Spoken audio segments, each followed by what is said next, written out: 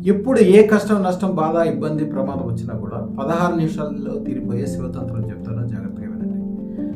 శివుడికి ఎదురుగుండా, అది శివాలయంలో కావచ్చు, మీ ఇంట్లో కావచ్చు, శివలింగానికి ఎదురుగుండా కూర్చొని ఖర్జూరాల రసం కానీ, బెల్లం కానీ ప్రసాదం పెట్టి మనసులో కళ్ళు మూసుకొని మంజునాథ మంజునాథ మంజునాథ మంజునాథ అని 16 నిమిషాలు అనుకుంటూ ప్రతిసారి నా కష్ట నష్టాలన్నీ కోటి రెట్లు లాభం కింద మారిపోవాలనుకోండి.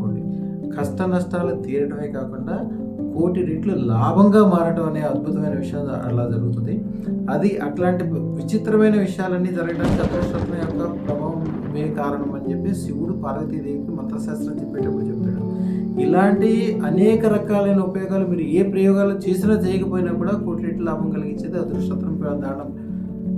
ఇది ఒక విచిత్రమైన విషయం. ఎవరైతే అదృష్టతను ధరిస్తారో వాళ్ళ దగ్గరికి కూడా వెళ్ళి వాళ్ళతో కోసం పొడి పెట్టించుకోవడం కానీ, వాళ్ళతో విభూతి పెట్టించుకోవడం కానీ, వాళ్ళ దీవెని తీసుకోవడం కానీ, వాళ్ళ వెనకాల ఉండటం కానీ చేస్తే కూడా ఇంత 16 నిమిషాల్లో కాదు, 16 సెకండ్లోనే మీకు తేడా తెలిసిపోతుంది. మంచిగా జరుగుతుంది, మంచిగా అవుతుంది అని ఒక ధైర్యం వచ్చేస్తుంది ఆటోమేటిక్. ఎందుకంటే భద్రకాళి అమ్మవారు శివుడిని కూడా తను చెప్పినట్టు చేయగలిగే దేవత భద్రకాళి అమ్మవారు. అదృష్టనానికి అదే దేవత భద్రకాళి అమ్మవారు.